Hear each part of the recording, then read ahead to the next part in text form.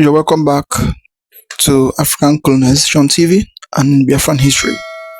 In this country, we don't understand the type of leader we are having. Every day you will hear one story or the other, one corruption or the other. This time to the extent that it is the issue between the US and between the Nigerian government. So as it is now, according to the headline, it says US anti-corruption probe hits Nigeria. David Umahi under investigation in Washington. So US anti-corruption probe hits Nigeria. David Umahi under investigation in Washington. So the people that you are seeing here, they are Nigerian based in US. Now they have now cried to Washington DC, to US, to America, to the government of America, and now telling them what that is going on in Nigeria, the type of money that David Umahi, the type of money collected from the hand, and now the David Umahi case is now in US, is now in Washington DC. Now in this video you are going to see and you are going to watch it by yourself, so don't skip any part of it, because it's like it is in Nigeria they have the home of corruption. The home of corruption in Nigeria. So there is no any person that working in a government that is not linked with this issue of corruption. And the worst part of it is that once the case comes out to the public, due to they are in government, due to they are into one thing or the other, and they will keep doing as if they don't know what you are saying because of they are in government, mostly this APC office something.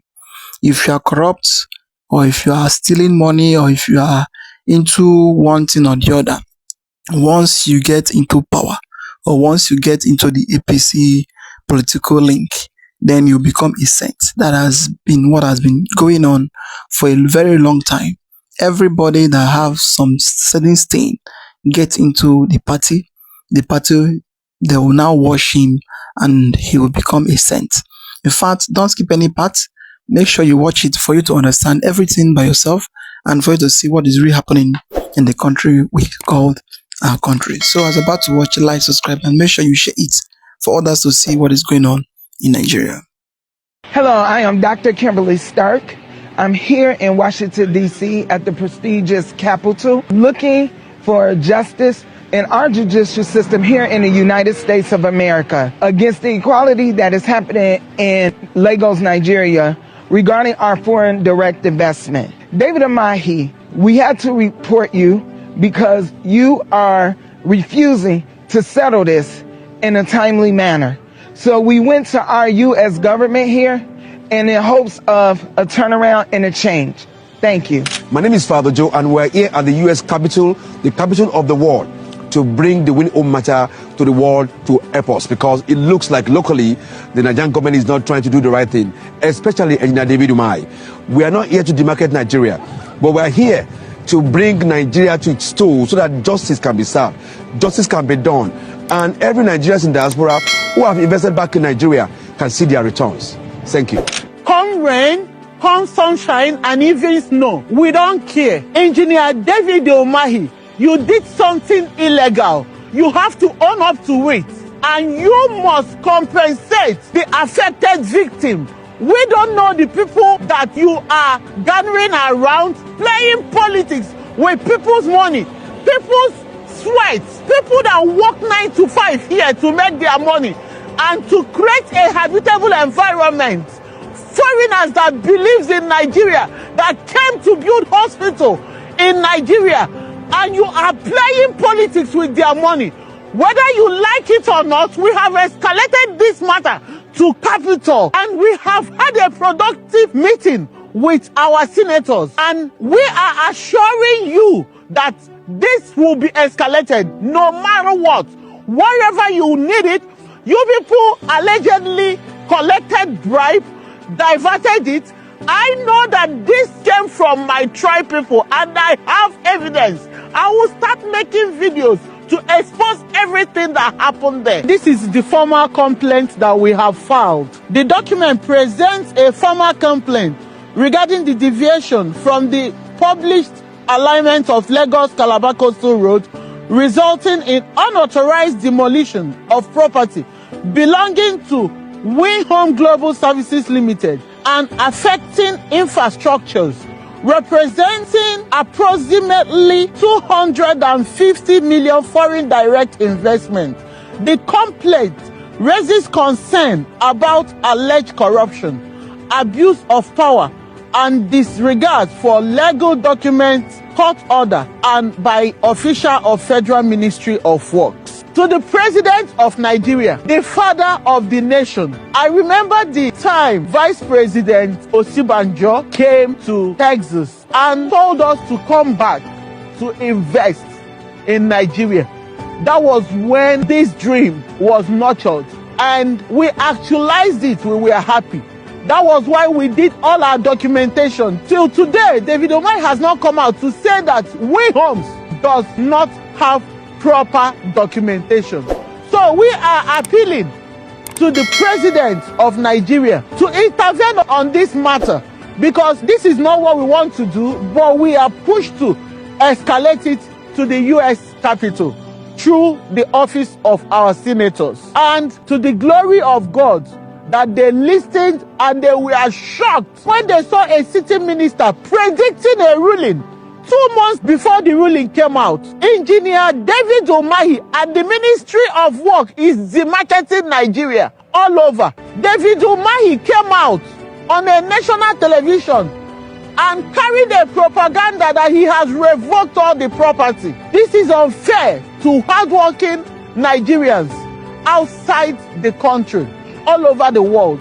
Nigeria's Minister of Works reported to US Congress. In a moment, I'll play you a video, and the video was made by one of the women that you just watched in that video. That video will expose you to what transpired between the people you watched in the first video and Engineer Dave Umahi. You will hear the narration of that particular woman of how their lands and assets were allegedly destroyed in Nigeria under Win Homes Global Services Limited, and according to the woman, it is worth $250 million US. We'll watch the video. Then when we come back, we'll be looking at the personality of Engineer Dave Umahi after the Tracy saga, after the one of the 5 engineers that were missing. Now it is these people in that particular video that have reported him to the US Congress. Can the US Congress be able to help these particular people? What is the implication of this scandal on the reputation and the political career of the Minister of Works, Engineer Dave Umahi? We'll be dissecting all this and a whole lot more when we come back from watching this video. Let's watch this video,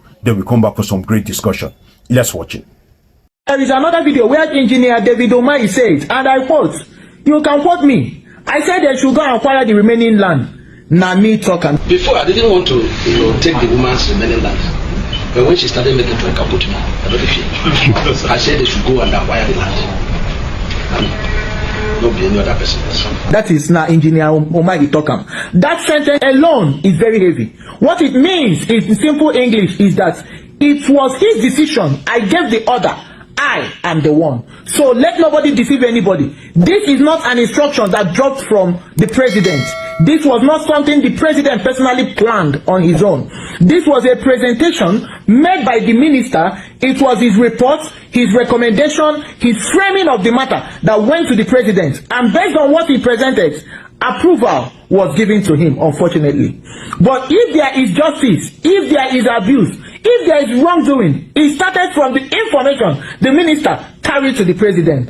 Now, let me tell you my own story. I stayed in Nigeria for 1 full year. The longest I've ever stayed since I came to America. I was not hiding. I was on ground. I saw things with my own eyes. I saw how people around Coastal Road were bribing. I saw favors were being exchanged. I saw how the federal controller of works and her assistants were being approached. I saw how messages were being sent upwards to the minister.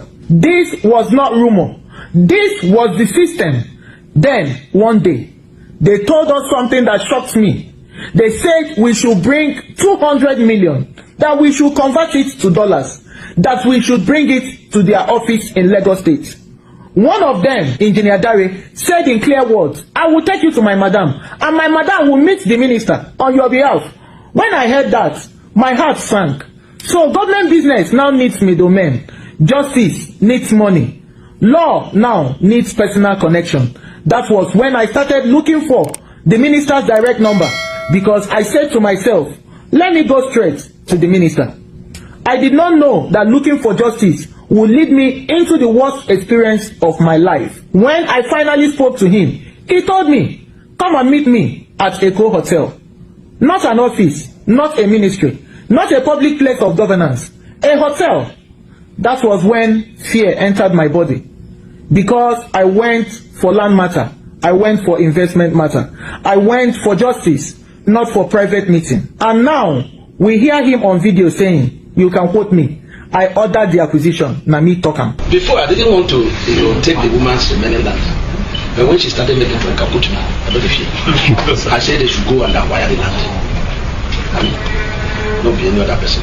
Mr. President, with all respect, this means that the story you heard from him, the picture you saw was painted by him. The decision you approved was shaped by Engineer David Umahi. That is why this is painful. That is why this is dangerous. That is why it is emotional. Because power was not used to protect citizens. It was used to control them. Money was not demanded openly. It was hidden inside connections and introduction. And a professional matter was turned into a personal one. This is why Nigerians are angry. This is why the investors are afraid. This is why women feel unsafe. Because when a minister can say, na me talk am, then we must also say, na you go explain am. Explain why justice needed money.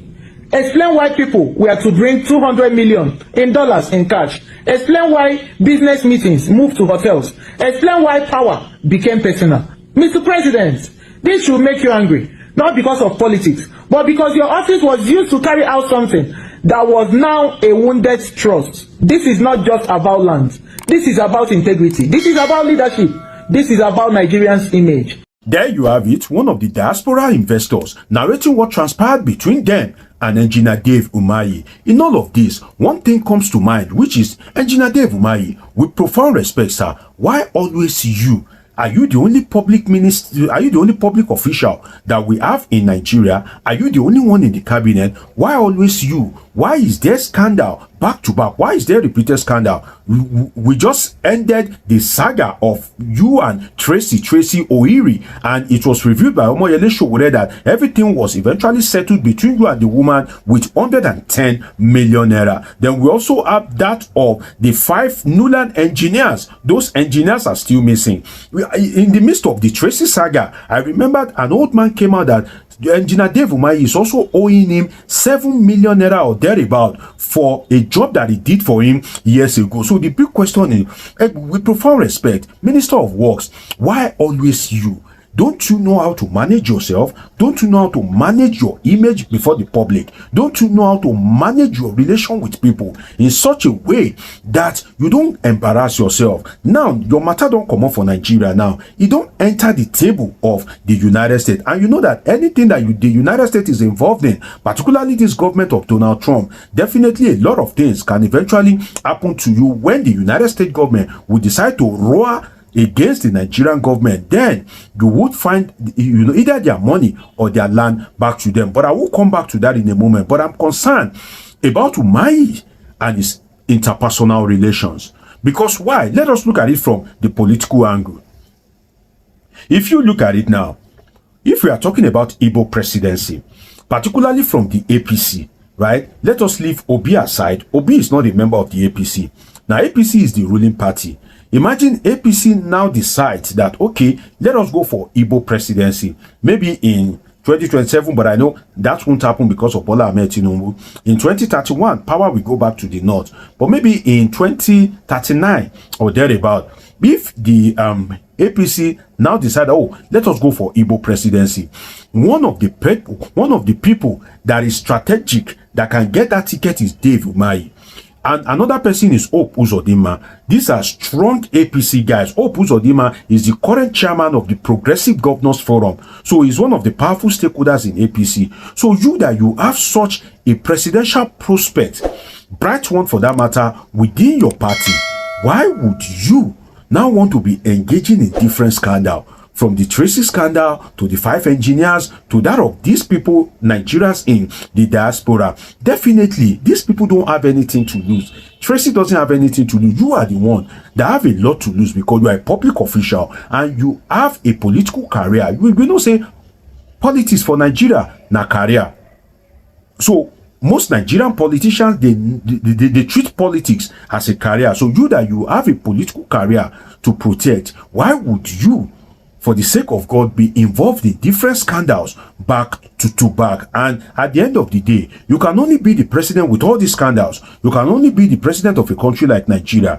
Because if Nigeria were to be a sane country, the slightest of scandal can make you to lose your political ambition. The slightest of scandal can make you to lose the ticket or the confidence of your party. But we all know in Nigeria, anything goes. We have a lot of people with scandals, with so much scandals attached to their name. And at the end of the day, they eventually emerge as the president of Nigeria. So in Nigeria, anything can happen.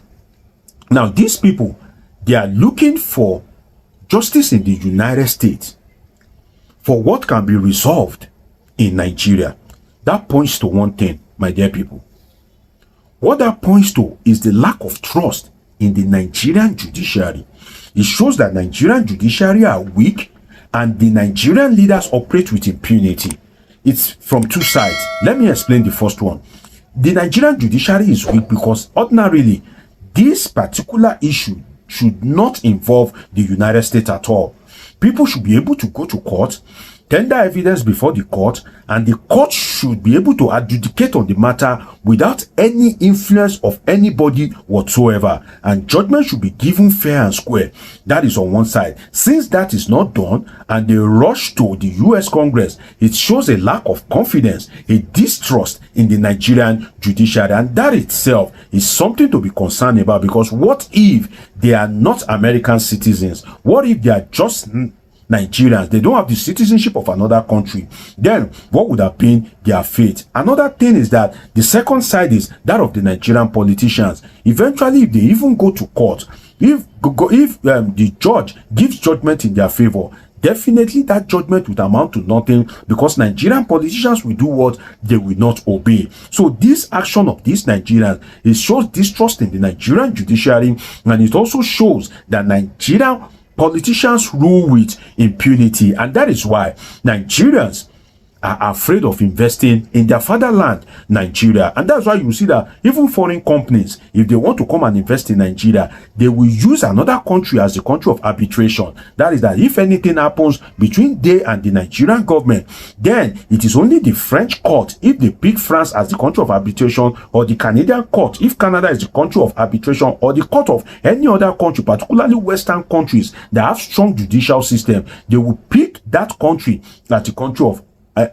arbitration. Why? Because of the weakness and the impunity of the Nigerian justice system and the Nigerian ruling class. But in all of this, the big question is, can the US help them? Apparently, yes. If what has been happening between Nigeria and the United States is anything to go by, if the US government begins to pressure the Nigerian government, I see that some help or succumb can come their way. But can they recover everything that they've lost? That one, I doubt. It's been an interesting time with you on this episode of Politics with Joshua Plug, Dr. Ogmosholadeji. Subscribe, turn on your notification button, catch up with my past videos. See you in my next video.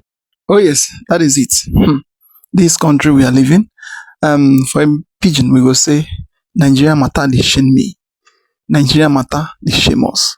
David Umahi matter, they shame me, because every day you open internet, or you go to newspaper, or you open your phone, you must see one thing to another, from issue of having intercourse, to the issue of fraud, to the issue of collecting people's land and property. This time, they have now probed him in Washington, D.C. Nigeria, the country we are living, is one kind of country that no matter whatever that happens, as long as you did not belong to the political leaders or to the political elects that is in power, no matter whatever you are doing, you're on your own. Nobody will even talk to you, and nobody will even send you. And this time they have now went to Washington DC to complain to American government. For we believe that they will find their case and they will see the case and the case will go through, because we believe that although Nigeria, the issue of corruption, they can do corruption anywhere, they can bribe anybody anywhere, and they can use money to close anything they want to close, because they have seen Nigeria as the head of corruption in the world. We believe that it will not end this issue this way. It won't end in the way of, before everybody will become so silent like others. That is the issue. This David, well, many things has been happening in his regime, and till now many things has been happening, but we know that this time around, every of his secrets and everything has been hiding. It will now come out publicly. Let everybody see their plan. Well, I would like you to watch the video of Tinubu traveling to UK, where the UK Prime Minister, where they are inviting him and they are giving him presidential visit in UK. Imagine a Nigerian president coming to UK, having a presidential visit, and also a lot for you to say that Nigeria is gone. Nigeria is gone. Just watch. Just take a look and watch and see by yourself what is really going on in this country we call ours. In this country, everybody is staying. At the end, we claim we are in Nigeria. What did Tinubu do that Britain wants to give him a very elaborate presidential welcome to UK? I want to know. I want just somebody please tell me. What did Tinubu do to make the UK, because now the UK is planning to give Tinubu the kind of welcome they're planning for Tinubu, they have not even done it for Donald Trump or for any American president before, or even Indian president. Any president recently, both foreign and local, Britain have never welcomed anybody the way they want to welcome Tinubu. Let me read the headline for you. See, UK imposes airspace restrictions. That is airspace restrictions, no fly zone, road closures ahead of Tinubu's state visit. Did you hear me? Plane no go fly, car no go pass. Where have you heard that one before? In abroad, in UK, in advanced countries. Where have you heard that they close down a country because of somebody? It can't be Nigeria president, local chicken, Tinubu of all people, that is old, cranky, that has been indicted by US as corrupt. I don't even want to start there. But what is it? Why is UK giving Tinubu of all people, very controversial person, such a welcome? Iya Baraka, this UK, this Britain, these people. My God.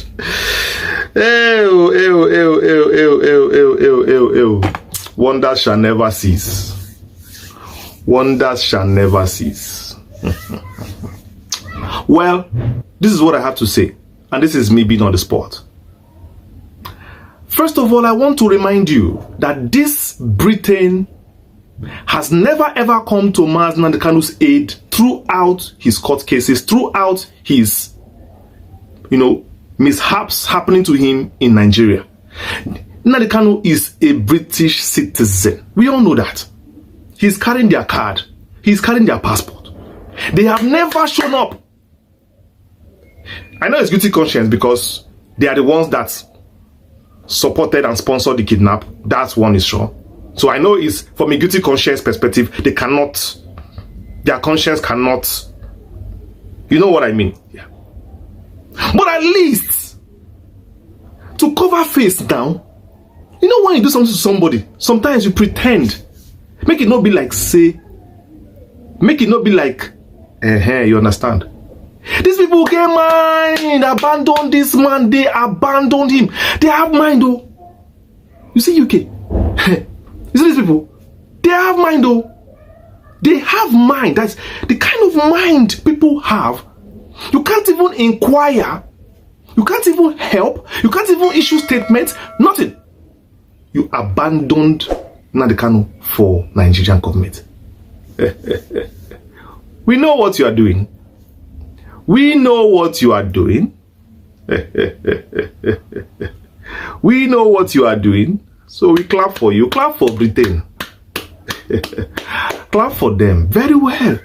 They are very good at what they do. That is why even America right now is having problem with them. Because what I will tell you next corroborates with what problem they are having with America. Another point I want to raise, which is why I want to come in now. We know all this you are doing for Tinubu and for Nigeria is because of the oil. Do you want to deny it? The records are there. Everybody knows how you operate around the world. The records are there. The records are there.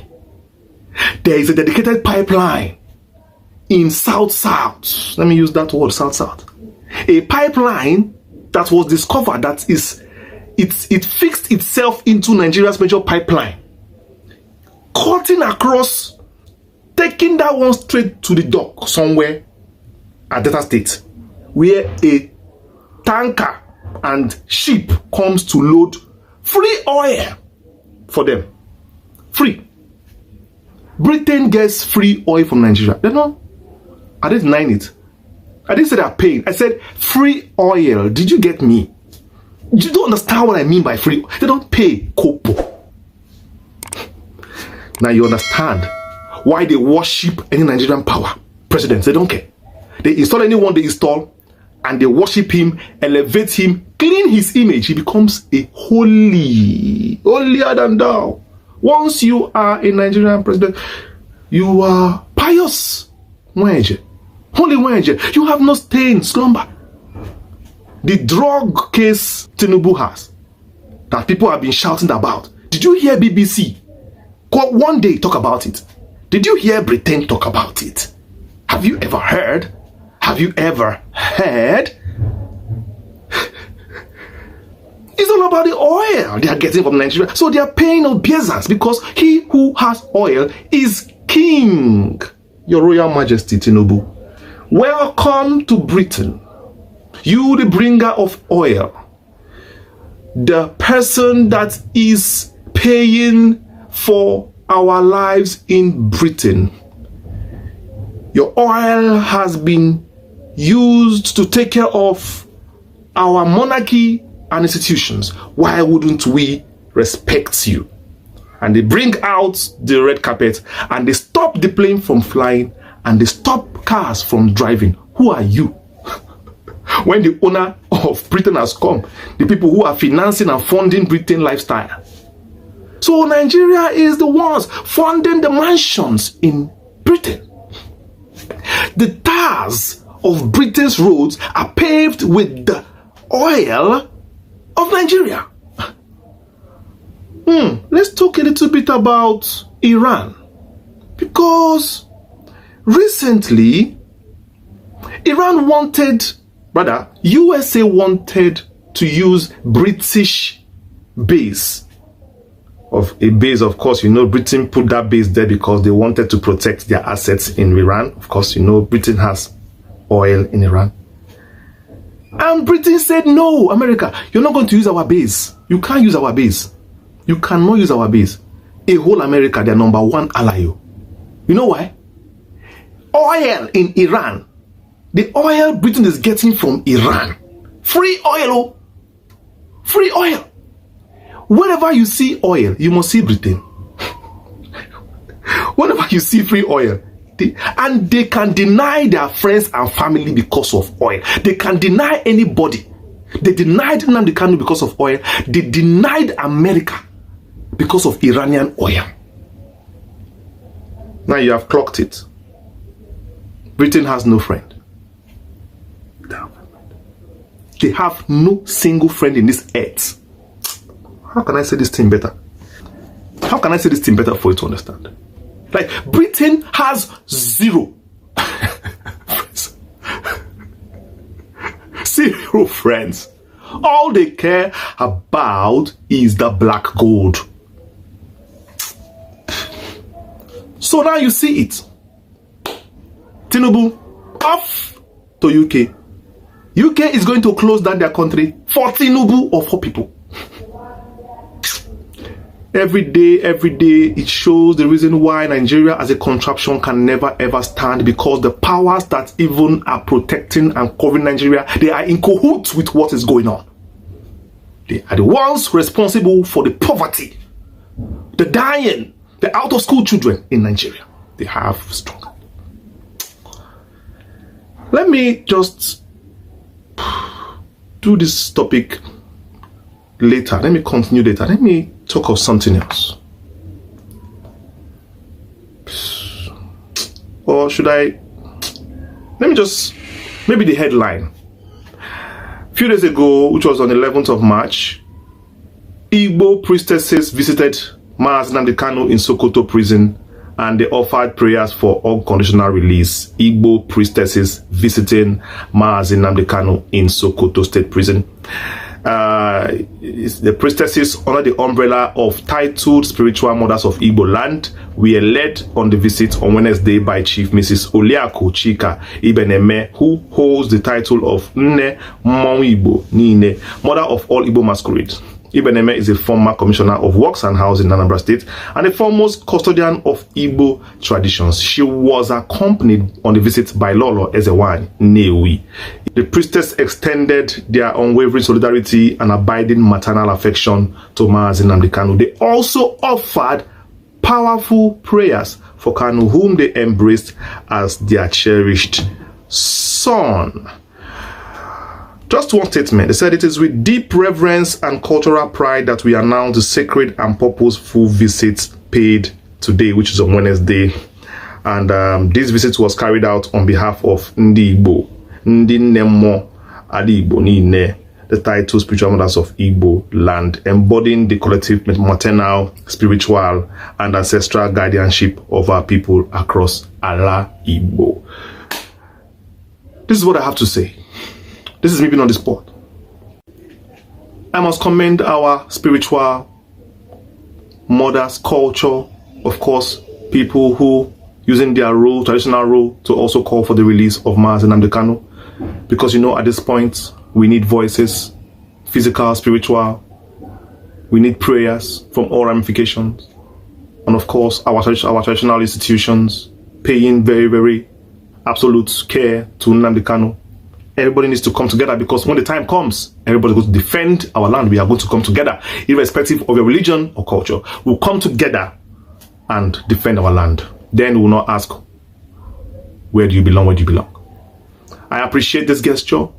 The gods have spoken, the Eze wines have spoken, and may it be so. The consultation continues, because definitely they have offered their prayers, they've offered the sacrifices, and of course we also accept what they have done. And the paying visit, of course, to Sokoto State, going there to pay visits, transporting themselves, spending their money as a group, union, we appreciate it, because definitely we need human beings, we need people that can speak out, people who can defend who we are as a people.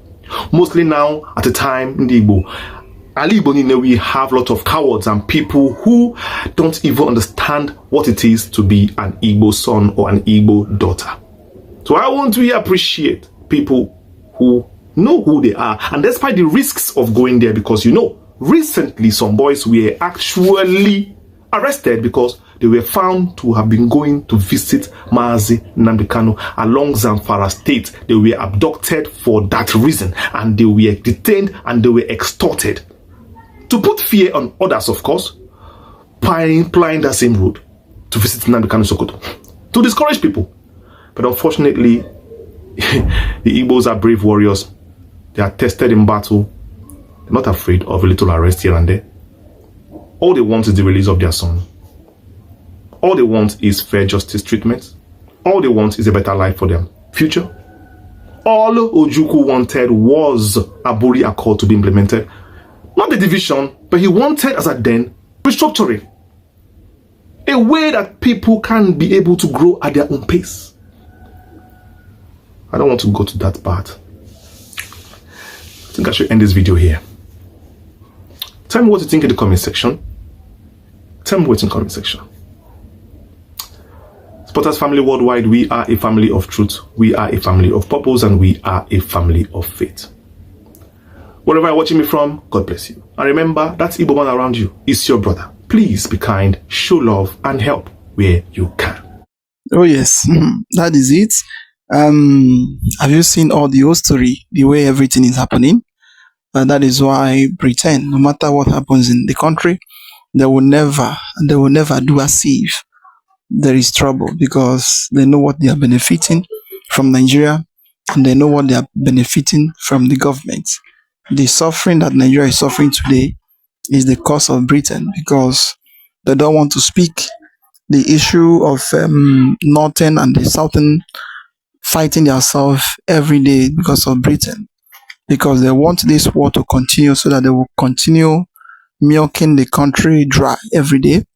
The people is suffering from poverty, suffering from every kinds of problem in this world, and the people is being buying everywhere.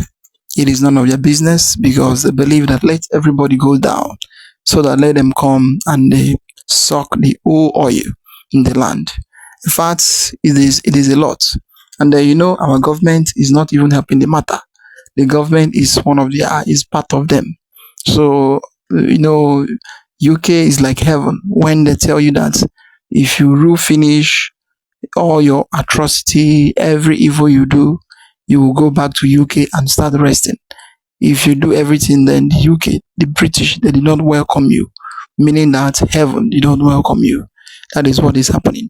That is why you see any government that is in power, it will try all its best to make sure that he please the UK, that he make them well, because the UK, they are the father, they are the Lord, and they are the people that put them there, and they are the people that, in fact, that is instigating them for them to be suffering their own citizen in the name of colonialism. So all those things is part of it.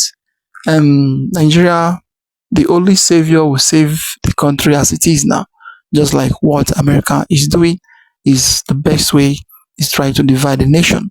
Let every part be on its own, develop and succeed on your own. What is happening with Nnamdi Kanu with them is a very big sign that Britain did not care. They did not care about you. They did not care if you are living. They did not care if you are dying. So they did not care. What they care about is their interest. Their interest in the resources you are having. Their interest in what they are going to get from you. That is what they are about. But if about other things, they did not care about that one. Well, I would like to hear your comment down below. What do you think about the whole thing going on in Nigeria? Like, subscribe, and make sure you share it. Let others see what is really going on in the country. Say thank you for watching.